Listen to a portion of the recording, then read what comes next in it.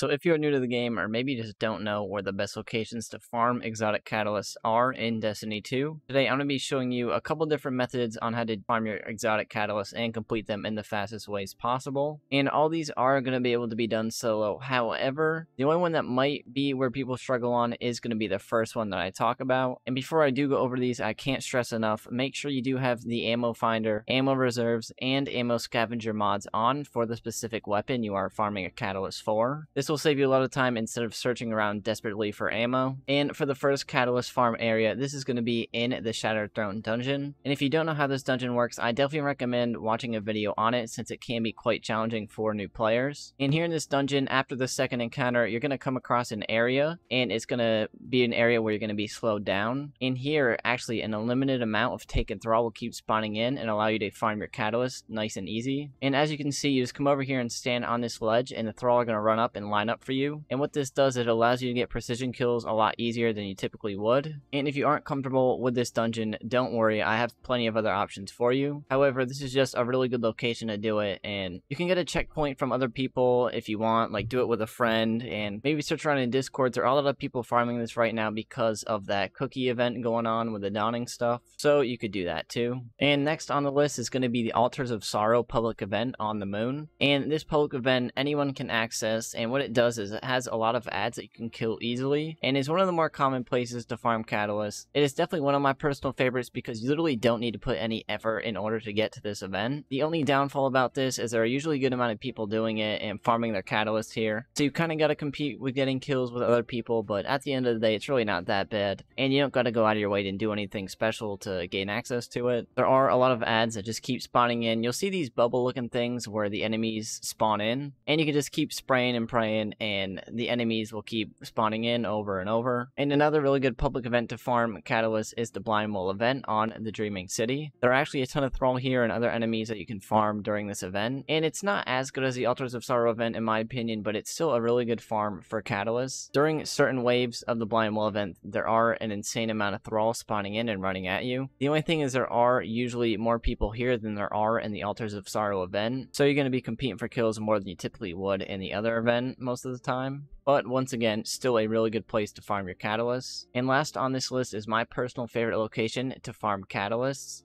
For this part, I'm going to let the video play that I've already recorded since it does need a little bit of an explanation, and I want to include that in this video. So here you are. I'm going to show you probably the best place to farm your catalysts and everything like that. This one, when you're doing like rocket launchers and grenade launchers and stuff like that, that requires heavy ammo. This allows you to put down a raid banner, and it basically allows you to have unlimited ammo. And public events, you have other enemies taking your kills and stuff like that, so this is kind of like a guaranteed way. And basically how it works is you're just gonna load into the Last Wish raid, and you're just gonna keep following where I go. You're gonna go in these doors, this is gonna close, and this opening is gonna open up. And if you've never done this before, I'm gonna let this play. You're just gonna keep following where I'm going. I should probably, let me put triple jump on real quick, just so I don't fall to my death. But we're just going to keep running, jump up here, jump across. And normally what you would do when you do this raid is you'd actually start it when you get right over here. It would be right here, but we're not going to do that. We're going to keep running right over here. This might seem a little complicated. It really isn't though, to be honest. It's quite easy. If I could do it, anyone can do it. Just gonna keep running this way. And then we're gonna see a bunch of circles, and you're probably gonna be confused. But basically, what you can do, I'm gonna put a code on the screen right now, and all you gotta do is just shoot these circles. And when you shoot them, each time the symbol will change, and you have to do it on every single one. You don't shoot this middle one right here though. That's the only one that you leave blank. Yeah, we're just gonna shoot. Make sure you don't have explosive rounds on, or ricochet rounds or anything like that, because that will mess up your day.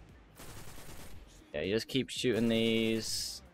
Obviously, look at the code. Don't try to memorize this code. That just I've done this so many times and I don't have the code memorized. Yeah, I'm not gonna show you me putting the whole code in, because that would be pretty boring. So just keep shooting these. You can do it in any order you want. Just take your time on it if you've never done it before. And you'll see once we put the code in what happens. Also, know if you do mess up, you can keep shooting the circle. You don't have to, like... Well, if you step in this plate, it resets the whole puzzle, so you don't want to step in that until you complete it. And if you do mess one up, just keep shooting it and it will go blank again, like that. So don't be scared if you do mess up one of them, it's not the end of the world.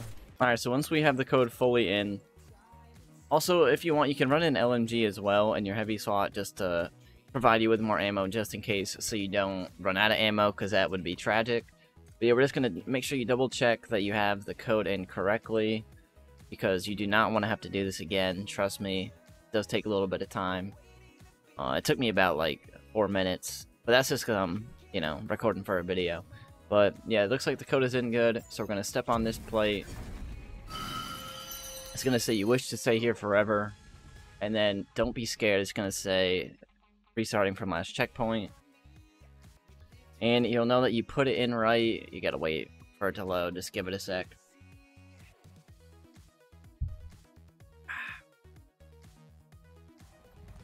As you can see, we load in here, and there is a place you can put your raid banner right here. So I'm just going to show you really quick how you do it. So we go in. Alright. Out for that first move. And you just let it spray. It's actually really clutch for doing your catalyst. As you can see, a lot of thrall just keep spawning in. I'm going to show you what happens though. What's really good is when you put your mods on where you can find ammo, you'll get a ton in this room. So you don't always have to use a raid banner. You probably have to use maybe like 1 or 2, depending on how much ammo you use. I'm kind of just trying to waste all of it. So you keep killing the enemies. So that's it for the first wave. Or basically the first round. All you gotta do to wipe again, you could go back and jump off the map over there, or you could just pick up this crystal and you can literally just die there, and it's gonna respawn you in the same spot with all the ammo you had left over. I literally finished the Wardcliff Coil Catalyst in like 15 minutes doing this, so you get about like 63 kills around, sometimes maybe more, but that time I got 63. And as you can see, we spawn back here. We can place another raid banner, but I'm not gonna because I have enough ammo. And you literally just repeat this process over and over. And it's just good because you're guaranteed to have ammo. If you don't have any raid banners, you can buy some in the tower. If hopefully this video did help, be sure to like, comment, and subscribe. And I will see you all in the next one, alright? Peace.